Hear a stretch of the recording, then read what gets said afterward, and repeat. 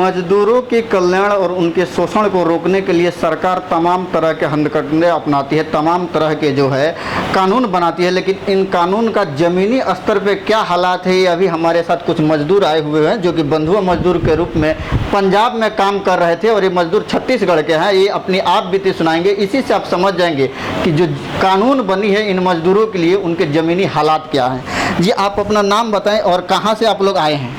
मेरा नाम है राजकुमार और हम छत्तीसगढ़ से हैं। अब हमारा गांव है फोगरम और तहसील है मालखरौदा, थाना है डभरा और जांजगीर चांपा ज़िले से हैं। अच्छा, कहाँ पे आप लोग आए थे, क्या करने के लिए आए थे? हम लोग ईंट बनाने आए थे पंजाब में और बुद्देवाल गांव है और भट्टा का नाम है बीबीसी मार्का है और तारन तारे ज़िला है। कौन लेके आया था आप लोगों को और क्या बोल के लाया था? वहाँ से हमें बुलाया गया था कि आप लोगों को वहाँ 20-20 हज़ार रुपये दिया जाएगा और 5-5 हज़ार घर पे ले लो, पैसे करके हमें वहाँ बुलवाया था सोनू जी ने। अच्छा, सोनू उसका भतीजा है मालिक का, उसके पास हम लोग पहले और काम कर चुके थे, तो लाकर हमें उस भट्टे में फंसाया था। कितने दिन से आप लोग काम कर रहे थे वहाँ उस भट्टे में 5 महीना हो गया। अच्छा, कितना पैसा मिला था?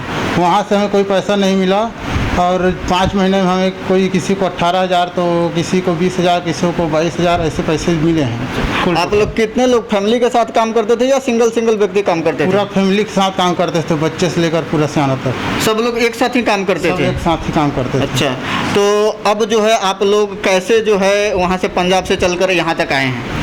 वहाँ से हम लोग जब निर्मल जिससे हमने बात की कि ऐसे ऐसे बात है सर जी, हमें वहाँ से निकालिए आप। अच्छा, तो फिर निर्मल जी ने हमें वहाँ से बात करके वहाँ से अफसर को भेजा और वहाँ से अफसर लोग गए थे भट्टे में और मालिक के साथ में गए थे और हम लोगों को भी चमका रहे थे, घुमा रहे थे, तो हम लोगों ने नहीं माना। तो वहाँ से हम लोगों को भट्टे से ना ट्राली में डालकर और हमें स्टेशन पे छोड़ दिया। तो ऐसे मजदूरों के हालात है और मजदूर एक नहीं है बल्कि कई सारे मजदूर जो हैं वो हैं आपके सामने यहाँ पे दिखाई दे रहे हैं। ये आप अपना नाम बता दो, क्या आप भी छत्तीसगढ़ से ही हैं? जी, मैं छत्तीसगढ़ से हूँ, नाम है भरत लाल।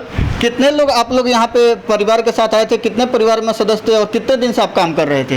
हम आए हैं, पूरे परिवार आए हैं, हम लोग 5 महीने से यहाँ काम कर रहे हैं। अच्छा, कितना पैसा मिला था अभी तक? हमें खुराकी के लिए मुझे 18,600 रुपये मिला है अभी तक में 5 महीने में? 5 महीने में। और कितने लोग आप घर के काम करते थे, करने वाले कितने लोग थे काम? हम 2 मियाँ ही बीबी हैं। मियाँ बीबी थे? हाँ। क्या बोल के लाया था ठेकेदार ने? ठेकेदार ने हमें सोनू है फगवाड़े का, जिनके पास हम पहले भी काम कर चुके हैं, उसने बोला कि मेरे फूफे के पास चले जाओ, वहाँ जाकर 2-4 रोज के बाद आपको एडवांस के रूप में जो भी मिलेगा 25,000 30,000। तो हम लोग पैसे के लालच में आ गए कि वो पैसा हम गरीबों को कुछ सहायता के लिए काम आ जाए, इसीलिए हम आए थे। तो क्या लॉकडाउन के समय आप लोगों का काम चल रहा था, आप लोग ईंट बना रहे थे? हाँ, लॉकडाउन में हम लोग पूरा गवर्नमेंट ने सख्ती लगाया था कि काम पूरा लॉकडाउन चल रहा है, काम मत करो। फिर वो ठेकेदार है, उनका लड़का है, ये दोनों हमें गाली गलौज देकर ज़बरदस्ती काम करवाता था। तबीयत खराब होने पर पैसा मांगने जाते हो। एक बार तो मैं गया था, मेरे पत्नी का तबीयत खराब हुआ तो ठेकेदार के लड़के को बोला कि बाबूजी मेरे को पैसा चाहिए, तो वो बोला जाओ काम करो, कुछ पैसा नहीं मिलेगा और ज़्यादा बोलोगे तो छत्तीसगढ़ जाने लायक नहीं होगे। अच्छा, तो ऐसे तमाम तरह के लोग हैं जो मजदूरी करते हैं और अपने मजदूरी करने के बाद ही जो अपने मेहनताना राशि है उसको प्राप्त करने के लिए वो लोग असक्षम हो जाते हैं। और ऐसे में जो तमाम तरह के संगठन है, संगठन के जो कार्यकर्ता है वो लोग आगे आते हैं और इन मजदूरों को मजदूरी दिलाने के लिए, इनकी हक की लड़ाई लड़ने के लिए जो है वो लोग लड़ते हैं। ऐसे में ही एक संगठन के कार्यकर्ता हमारे साथ मौजूद है जो कि अपने संगठन के माध्यम से इन मजदूरों तक पहुँचे और इनकी आवाज़ बनकर इनकी आवाज़ उठाने की चेष्टा की है। आइए हम बात करते हैं निर्मल जी से। निर्मल जी, आप कौन से संगठन से हैं और ये मजदूर जो है आपके संपर्क में कैसे आए? मैं बंधुआ मुक्ति मोर्चा से हूँ। मज़दूरों को बंधुआ मुक्ति मोर्चा का नंबर मिला, फ़ोन नंबर, और मज़दूरों ने फ़ोन पर अपनी आप बीती सुनाई कि किस प्रकार धान का कटोरा कहलाने वाला छत्तीसगढ़ और इस धान के कटोरे को सजाने वाला मजदूर आप आज पंजाब की इन ईंट भट्टों के अंदर कैद हुआ। इस संपूर्ण आपबीती के बाद ये तय किया गया कि इन तमाम मजदूरों को बंधुआ मजदूरी प्रथा उन्मूलन अधिनियम 1976 के तहत कैसे मुक्त करवाया जा सकता है। तत्काल ही संगठन के प्रयास से वहाँ के डिप्टी कमिश्नर तारन डिस्ट्रिक्ट के जो डिप्टी कमिश्नर थे उनको एक कंप्लेन दर्ज करवाई गई ईमेल के माध्यम से, परंतु उन्होंने उस पर कोई ध्यान नहीं दिया, कोई रिस्पॉन्ड नहीं किया। उसके पश्चात तुरंत ही चंडीगढ़ हाई कोर्ट में एक PIL दाखिल की गई, Bandhua Mukti Morcha versus state of Haryana and Punjab. उस PIL में कोर्ट ने ये ऑर्डर दिया कि डिप्टी कमिश्नर तुरंत ही उनका वहाँ पर मुक्ति करवाए और जो फर्दर एक्शन है वो ले।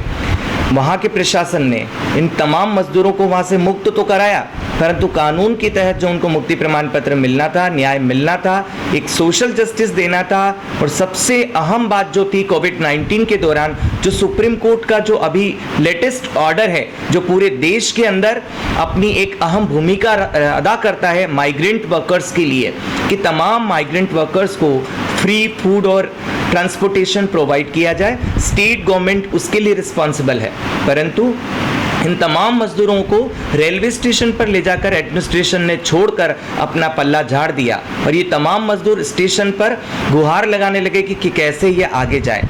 तत्काल ही ह्यूमन राइट्स लॉ नेटवर्क और वाक्या लीगल सेल की तरफ से इनको सपोर्ट मिला और वो तमाम मजदूर इकट्ठा होकर दिल्ली पहुंचे हैं कि कहीं न कहीं न्याय की आस में ये यहाँ पर बैठेंगे और यहाँ ये आगे जाएंगे, क्योंकि इनको डायरेक्ट ट्रेन नहीं मिल रही थी। अभी इनके सामने सवाल खड़ा हुआ है, क्योंकि इनको आश्रय तो मिल गया, टेम्परेरी शेल्टर इनको दिल्ली सरकार ने दिया है, पर ट्रांसपोर्टेशन कौन देगा। संगठन प्रयास कर रहा है कि इनका रजिस्ट्रेशन हो और श्रमिक ट्रेन के माध्यम से छत्तीसगढ़ तक जाए, परंतु सबसे अहम सवाल है इनके लिए कि इनकी वेजेस का क्या, इनकी न्यूनतम मजदूरी जो इनको मिलनी चाहिए थी वो मजदूरी कहाँ चली गई। इनको गुलाम बनाया गया। उन मालिकों के खिलाफ अभी तक क्या एक्शन प्रशासन ने लिया, तो तमाम बात जीरो की तरह अपना इशारा दिखा रही है कि कुछ भी नहीं हुआ।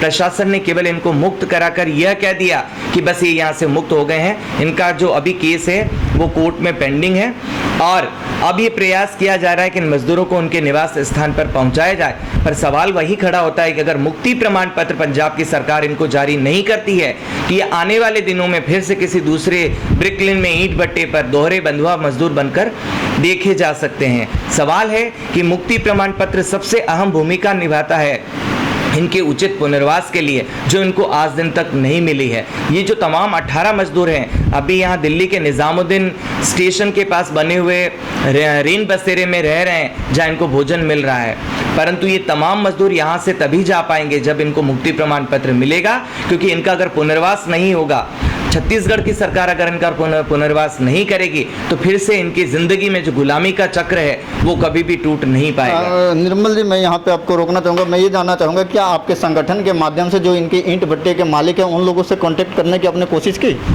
नहीं, वो संगठन ईंट भट्टे के मालिक से बात नहीं करते हैं। संगठन सीधा इस एक जो कानून है बॉन्डेड लेबर अबोलिशन एक्ट 1976 का जो कानून बना है, उस कानून के तहत इन तमाम मजदूरों को प्रशासन की जिम्मेदारी बनती है कि प्रशासन उनसे बात करें, मालिक से बात करें और सेटलमेंट नहीं, जो प्रोसीजर कानून कहता है उसके मुताबिक कार्रवाई होनी चाहिए। ठीक है। हमारे साथ बंधुआ मुक्ति मोर्चा से निर्मल जी थे, जो कि अपने संगठन के माध्यम से इन मजदूरों की आवाज़ उठा रहे हैं और ऐसे ही तमाम कई ऐसे मजदूर आज भी देश के कोने कोने में जो है किसी न किसी मालिक का गुलाम बने हुए हैं और गुलामी के मुक्ति से वो लोग जो है आज़ाद होना चाहते हैं, पर उनको अब तक प्रशासन की तरफ से या प्रशासन की लापरवाही की वजह से जो है वो आज भी बंधुआ मजदूरी करने को विवश है।